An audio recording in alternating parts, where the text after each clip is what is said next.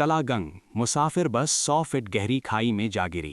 Rescue 1122 के मुताबिक 5 अफराद जान बहक 24 जख्मी हो गए।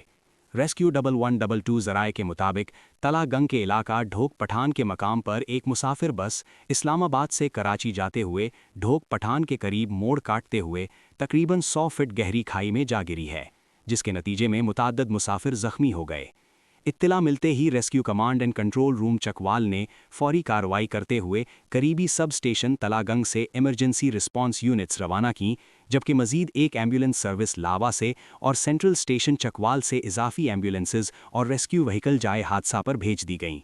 रेस्क्यू टीमों ने बरवक्त मौके पर पहुंचकर सीन असेसमेंट की, जाए हादसा को महफूज बनाया और गहरी खाई तक रसाई हासिल करके रेस्क्यू ऑपरेशन अंजाम दिया। ज़राए के मुताबिक हादसे के नतीजे में 24 अफराद जख्मी जबकि 5 अफराद मौके पर ही जान की बाजी हार गए। जख्मियों को इब्तदाई तिब्बी इमदाद फराहम करने के बाद सिटी हस्पताल तलागंग मुंतकिल किया, जबकि जांबहक अफराद की डेड बॉडीज़ को भी तहसील हेडक्वार्टर हस्पताल मुंतकिल कर दिया गया।